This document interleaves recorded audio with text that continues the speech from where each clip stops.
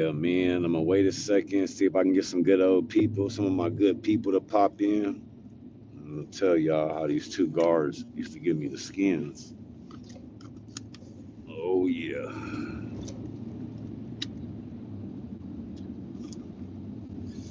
Yeah, boy. So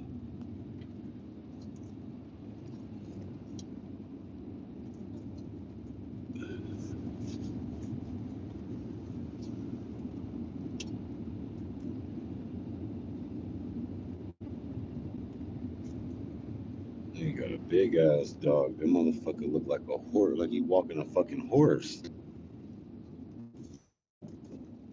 Yeah. All right, y'all. So Swing Gang TV is your boy official Bumpton Jack Dripper with another live for that ass, right? I'm um I'm gonna tell y'all, it seems like people like that type of shit. I don't know why, but share another prison story with y'all. It was two prison guards, these ladies, one named Miss Oliver and one named Miss Griffin. They was giving me their little candy apples, right? All right.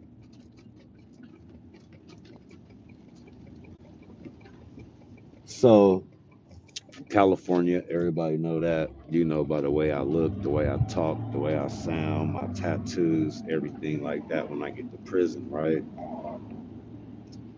Now let's go back to the county. I'm in the county with my Texas dad. I got a play pops in Texas. They call him the real Mike Jones. He's out of Jacksonville, Texas, right? And I got another relative, Michael Hubbard, Ice Mike, Phi Deuce Hoover. So my first time ever going to prison is in Texas. You know what I'm saying? So I'm in the county jail, and we all trustees. Me, my pops, my cousin, my other homie from Center, Texas, named Buck. Rest in peace. If I'm not mistaken, his real name was Quincy Casey or something like that. But my nigga Buck, Snoopy, and Ci and them brother. Um, who else was in that motherfucker with us? My nigga Burglar, Vincent Buckley. Uh, just trying to think who else was in the prison. Like, so people from my town see this video. Well, my town in Texas see this video. They'll know who I'm speaking about, right? So my pops, Mike Jones, my cousin Mike Hub, Ice Mike, me, my nigga Buck, rest in peace. Our little relative Donnell, Burglar. It was like a Mexican dude in there too. I remember like a Mexican dude. I don't remember where he was from. He was from our little town and just got pulled over going through our town and had to do time or whatever, right? So every day, like every day a nigga in there, they give me some kind of game about they'll give me some kind of game about the Texas Department of Corrections. They both are multiple offenders. They both been in prison a few times already, right? In their respective state of Texas. They trying to teach me because I'm a young, cocky, arrogant California city nigga coming to Texas with that. They like that shit ain't gonna fly, bro. You gonna get in a wreck. That's the first time I ever heard that expression, getting a wreck. I'm like, getting a wreck. And they like somebody gonna want to look at you. I'm like, look at me. So they gave me the proper etiquettes and the mental tools I needed to make it in prison. I credit that to Mike Jones and Michael Hubbard, right? Cool. I remember Pops used to always tell me, hey, Medj, if you make them grin, that mean you in. I'm like, if I make them grin, that mean I'm in. Like, what the fuck? He like, I'm trying to tell you something. You get to that prison, fire your pistol. cute ones, ugly ones, fat ones, short ones. He was like, fire your pistol, son. He said, and if you make them grin, that means you in. Oh, all right. So I get shipped off to prison. I left before they did because Pops went to Dawson. He went to Dawson and then went to the feds. I went to Bradshaw.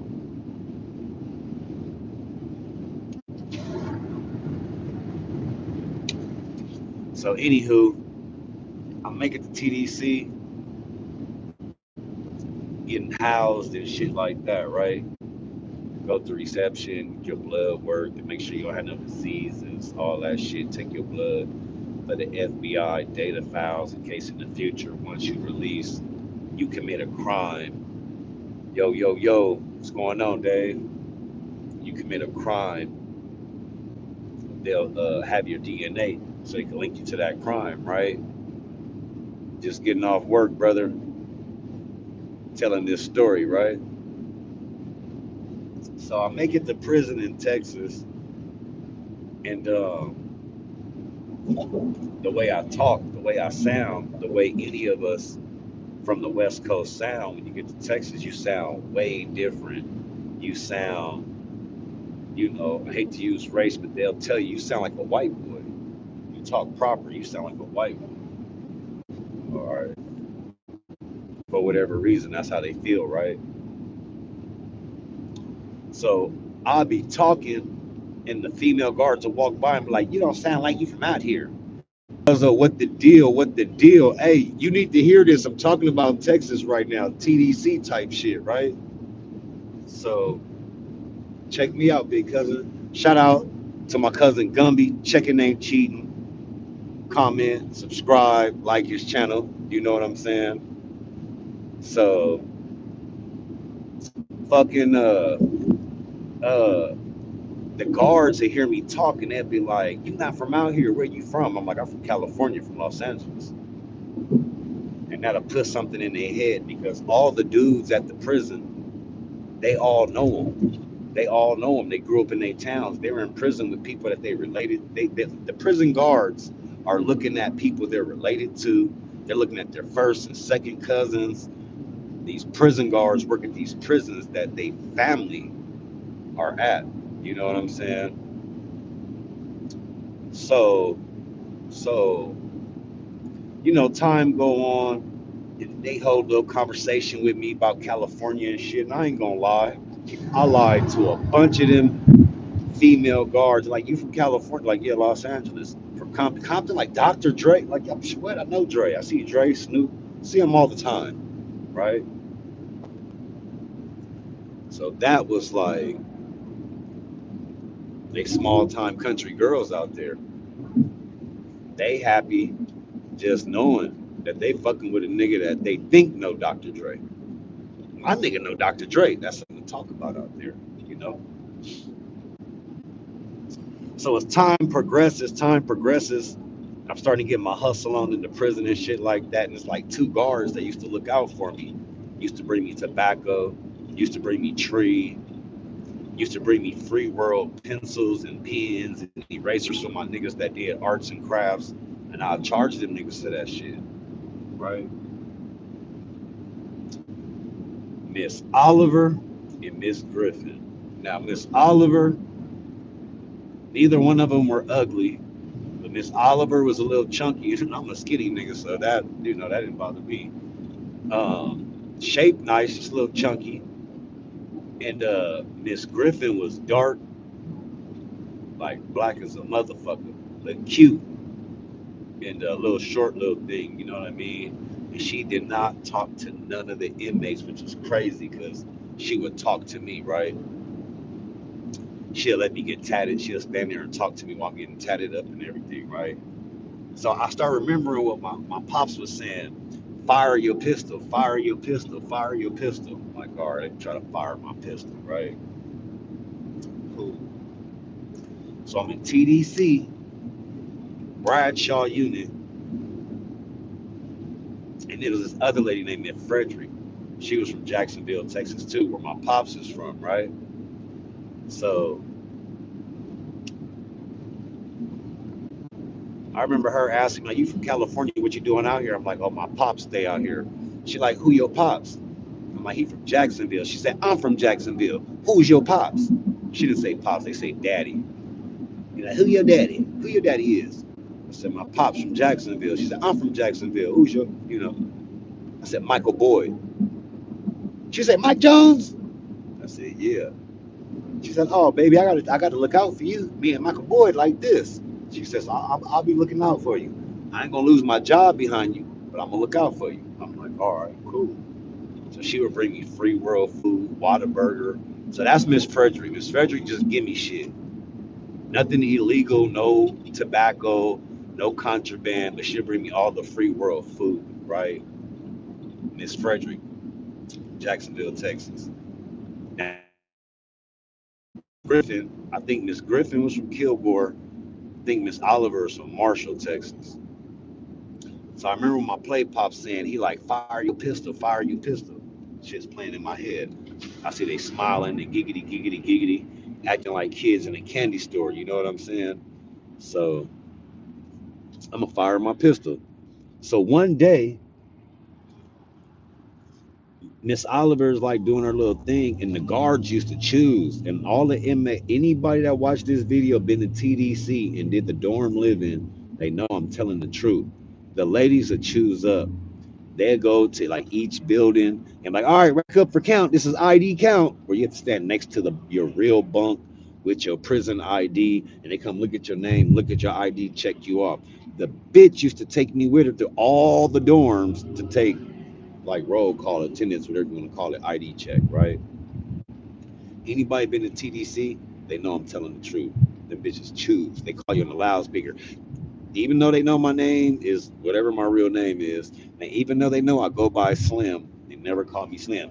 Cali, California, come to the picket. All over the loudspeaker, all the niggas like, "Oh, he got her. She chose up," right? Which causes jealousy in the end. And this shit don't ever. Everybody that got a bitch in there, you always get caught, or somebody kite you up and get you shipped up off the unit or sent to the hole so they can try to advance at the bitch, right? So Miss Oliver used to take me around doing the ID check, boom, boom, boom, boom, boom. Miss Griffin don't work there. Miss Griffin worked in our building and she worked in the hole. Both of them will come get me about out my little situation, chilling with the homies. They'll call me on a loudspeaker, "Callie, come to the picket."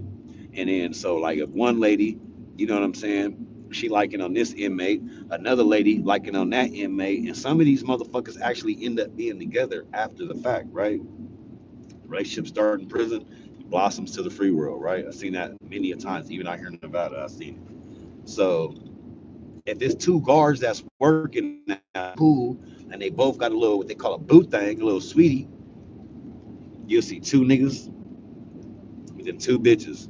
Them hoes ain't answering, but you hit the button, you could be dying, nigga. They not gonna answer that button. They don't give a fuck because they with their little boot thing. They only got a few hours before their shift is over to fuck with whoever they fucking with. In this case, I got Miss Oliver, Miss Griffin. Other niggas had, and there was another lady up there named Miss Burgess. I remember that bitch. Miss Burgess was humping all them niggas raw, and it was a line of niggas up there getting a shot. She ended up getting fired because one of the niggas told on her, like, "Man, this bitch gave me the disease. I've been locked up 5 years." Okay. So, anyways, I remember one night, me and my homie Lil Rock, here's from the east end of the west end, from Little Rock, Darren Rush. He's a twin, Darren and Karen. My nigga Lil Rock sitting there politicking, talking about different shit. He was a Chevy man way back in the day. And my Caprice man, get this Impala, woo woo woo. That was always his shit. Talking about getting an Impala. As soon as he got the pen, getting rid of that Caprice, getting an Impala. We sitting there talking. The bitch called me on a loudspeaker. "Callie, come to the picket." When I first tested my ism with her, right? Get out there. We chopping it up. She got her Miss Burgess is working with her. Miss Burgess got her little nigga she fucking with. I'm fucking with Miss Oliver. You know what I'm saying? The guard and the nigga go to do shit and other things. So me and her right there in the little booth by herself. Touchy feely. She touching on me. I'm touching on her. Initially, nothing really happened. I just kind of fingered her or whatever, whatever, whatever. The crazy part is after we, that situation, I go back in the dorm. The homie Little Rock sitting there like, bro, you was out there a long time. What the fuck was y'all doing? I'm like, oh, nothing. That nigga was like, I smell coochie. I remember that shit like yesterday. He's like, I smell coochie. He was like, oh, bro, you fucked. He was like, damn, you fucked. And I didn't know. And I didn't. Not at that time, right? No, man. He was like, nigga, I smell that shit, fool. He was like, I smell that shit, nigga. You smell like straight coochie. I'm like, all right. So now I done got my hand in her pants. I know I'm cool to ask her anything I want to ask her or make a demand for anything I want to make a demand for. I told her one day, like, man, what's up? You don't think you could bring me some tobacco? She was like, I could lose my job for that. And I'm like, no, I feel you, right? And I don't want you to lose your job. I'm just saying, if at any point you think you could look out, I'll be able to look out back. You know, you bring me 5 packs of tobacco, I'm gonna sell them for $50 a piece. That's 250. I'm gonna give you $100 every time for your pocket. She was like, I'll think about it. All right. Maybe like a week later, that bitch called me to the thing. Callie, come in there. Bitch gave me a plastic bag, 5 packs of buglers. Oh, we on. That's ghetto gold in prison. We on 5 packs of buglers. I'm on fire right now, right? When she give me the bugler though, she likes, what you gonna give me? And I told her the truth. I'm like, bitch, I'm an inmate. What the fuck you want from me? What the fuck are you doing? Stupid motherfucker. I'm like, I'm an inmate. I'm saying this motherfucker almost ran into me. I'm like, I'm an inmate. What the fuck you want from me? All I got is some dick and conversation for you. Once this tobacco get to going, I'm gonna throw you some money, $100 every time. Every time I'm gonna give you what you paid for the tobacco plus $100. She like, all right. She came out straight and was like, I, I want to fuck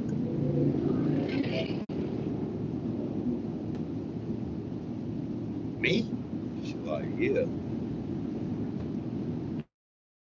Shit, I'm first time in prison. I'm, game goofy. Like, how does this work? She like, don't even trip. I got it. I'm like, all right. A couple of days later, again, called me loudspeaker, but it's like 11:30 at night, almost midnight. She like, Callie, come to the picket. Jump up in my drawers. I used to wear like 2 pair of drawers. Got on my 2 pair of drawers, my little t-shirt, my slides. Push out there, right? A young nigga, no gray hair, all nice white, pretty teeth, fly hair, on fire, right? We get out there. She like my girl work, and she gonna watch the door so we can do what we gotta do. Come inside the picket. The picket is the fucking little office, the main control that sits in the middle of all the dorms. Boom, hit buttons to open up doors, hit button like nigga, I'm in the control room, right? I get in the control room with her, she like, we ain't got long. Like we could do this. We probably got 10, 15 minutes each time or whatever. So obviously I know the bitch that fucked somebody in jail before, which I don't care.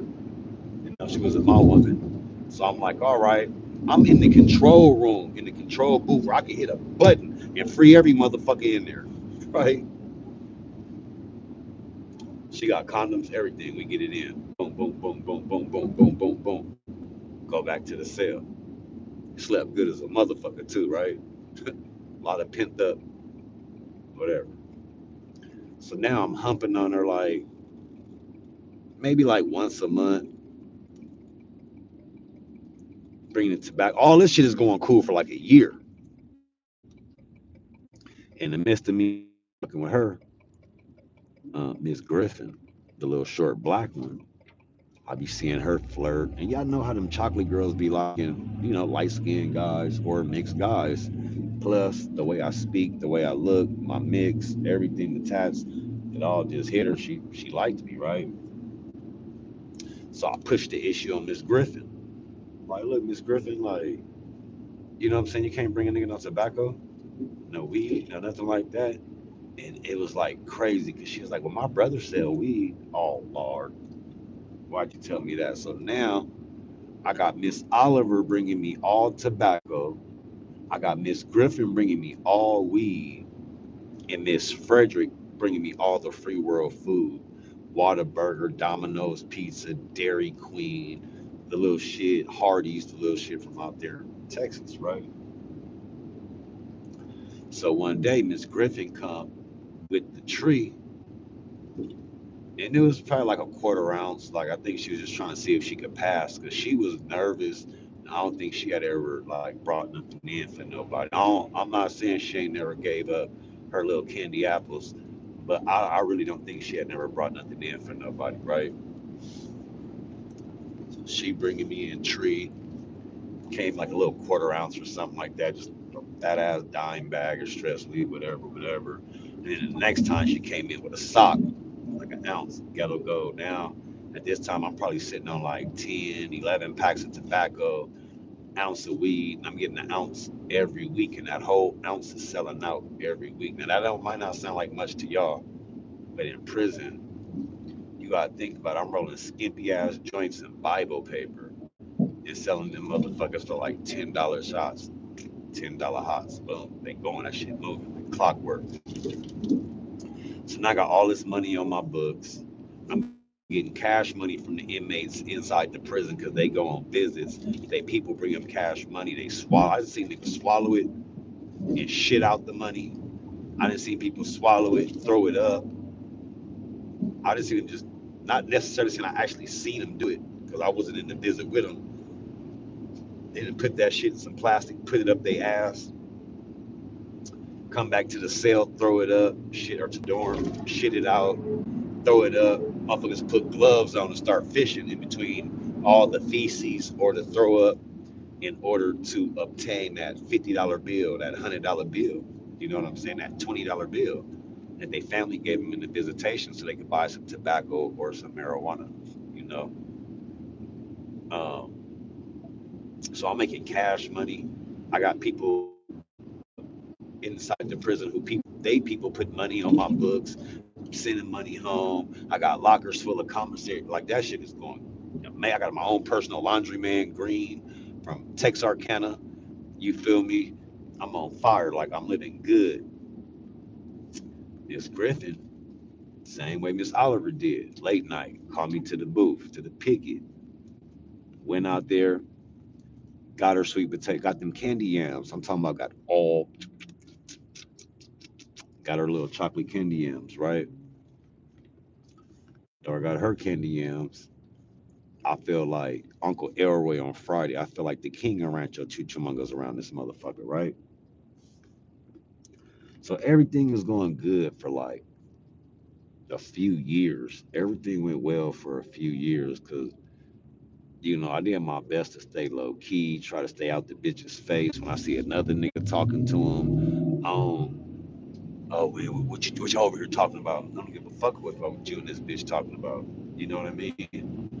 So,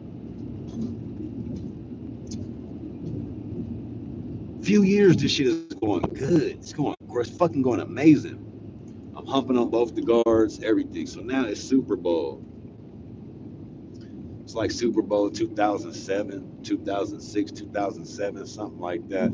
I just remember the New England Patriots was in that shit and they fucking lost. Cause I bet $100 worth of store and I fucking lost. I remember that. So the bitches then brought me the tobacco. They brought me the weed. They bringing me free world trinkets as far as like certain type of pencils that people in there that draw portraits that they need. Oh, I can get that for you. Or I'm like the nigga Red off Shawshank Redemption. I'm getting everything, right? I get the whole fucking dorm high. I had rolled like 9, 10 joints, passed out, a few to the Crips, few to the Aryan brothers. A few to the SA homies, the Tango Blast. Me and the Bloods go up, right? We playing cards. We had to make cards out of these manila folders because they don't sell cards in prison. It's against the law to play cards, at least in Texas, right? So, we made cards prior to that. So we sitting there playing cards, drinking big cups of coffee, uh, smoking big old fat ass cigarettes, fat ass joints, all in the day room, watching the Super Bowl. We felt free. It was like niggas wasn't even incarcerated. We were like free, like just all at a bar or some shit, right? An alcoholless bar. Super Bowl's on a Sunday, so Super Bowl Sunday cracks off. Boom! I lose my $100 in commissary, but I had so much commissary, I didn't even miss that shit. Um, we fucking smoking, having a good old time, right? And I made it a point to make sure that me and a representative from every race went around and made every motherfucker in that dorm. So in TDC and dorm, it's 64 men living, right? Me and my Aryan boy, shout out to my boy Rush. I think Rush was from Huntsville or something like that. Um, Rush, the Crip homie Kilo from Tyler, he was the head of the Crips. Me, Rush, Kilo, and my boy Brandon Payaso was the head nigga from the Tango Blast, right? I went with every race and watched them make every person in their race hit the joint. So can't nobody tell on nobody. The Crips, watch the Crips. Every single Crip hit the shit. Like 2, 3 days, like a Tuesday. Like a Tuesday. Tuesday, Wednesday, but I'm pretty sure it was a Tuesday. They start calling all these bunks: bunk 8, bunk 16, bunk 22, bunk 30, bunk like a variety of plethora of bunks, right? Get dressed, go to the captain's office. All fucking Bloods. One Crip. My homie Ralph Watkins from Corsicana, Texas. That was my player partner. Ralph, call him Ralph Payne. He used to sing that T-Pain. I'm Ralph Payne. Yeah, that's what he called himself, Ralph Payne from Corsicana, Texas. Salute to Corsicana, Texas. So all Bloods in this one Crip, right? As far as the blacks go. And it was some white boys, some Mexicans, whatever, whatever. So what they end up doing is drug testing everybody. I'm thinking like they finna clear the whole building out. We all done smoked, right?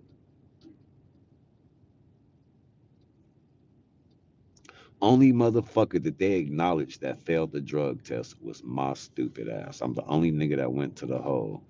So I went to the hole for like 3, 4. As soon as you fail the drug test, it ain't no going back to your cell or going back to the dorm, waiting on like out here in fucking Nevada, wait for the case they syndicate. No, they judge you right there. You go straight to jail. You go right back to jail, right there, right to the hole. Boom. So I go to the hole, never make it back to that building, right? From the captain's office straight to the hole, right? I get to the hole. I see Miss Griffin. She work in the hole. She work our building, where the regular buildings, and she work in the hole. Tell her like, tell that nigga Ralph, man, I need all my shit. Boom, wham, wham, wham, wham. She like, I got you. She go tell the homie Ralph, however they made it happen through the food trays and cafeteria workers, because they got a very intricate system, a way of making things happen in TDC, as in all prisons, right? So probably like out of $500 worth of store I had spread out through the dorm in different black people locker. My nigga Ralph was able to like sneak me $100 worth of commissary um, through workers and through the bitch, whatever, whatever. Sent me some weed, tobacco, and a lighter. Well, it wasn't a lighter, it's a flint. A flint is the thing that when you strike a lighter, the thing that it rubs against to get that spark, that's called a flint. And we would put it inside of a ink pen tube and use the blade off of a pencil sharpener with some cotton, flip out some cotton, and you scrape that motherfucker real hard, and it'll shoot off a spark. And if it caught on that cotton, the cotton woof, nigga, and you fire up, right? So I'm sitting in the hole where you're not supposed to have no food, no coffee, no nothing, no books, no nothing. I got commissary, I got tobacco, I got weed. I'm sitting there smoking, reading and shit. In the guard, Miss Griffin gave me some of them candy apples right there in the hole. You feel me? Cracked the door, and I cracked her ass. You feel me? I was in the hole for like almost 4 months in TDC, and then when they take you out the hole, they got this thing called J4, where it's all quote unquote the bad actors. They got you all in the back of the prison in these cages, and it's like cages where your beds are, and in an open day room, they lock you in the cages every night. Nobody else in the prison gets locked in cages. It's dorm. They open all, and they can walk around. Nighttime, they lock your ass down in this highly guarded thing. Every time we go to chow, we J4s, they walk us at gunpoint. If we walking down what they call the bowling alley, they make all the other prisoners turn around. They can't look at it. If you look at us, your ass will get rolled up. Like they're like treating us all like Hannibal Lecters and shit. You walking there like coming down to there, everybody turn around, face the wall. So you walking, you feeling like handcuffed in front of you. They got a gun, a nigga walking with a gun in front of you, a nigga walking with a gun behind you, and can't nobody acknowledge you. They walk you to child like that, walk you to the doctor like that, walk you wherever you gotta go like that, and then take your ass back and drop you back. And shit, that was it. I'm not gonna even lie. I got released from prison from there, from the J4. And yeah, man, I saw that shit happen. So that's my story about how I got them candy apples from two guards. You know what I'm saying? I got more stories. I'll be tapping in soon. I appreciate it if y'all like, comment, subscribe. I'm trying to be y'all future favorite YouTuber. Um, and that's it. Follow the drip this way, not that way, Jive Turkeys.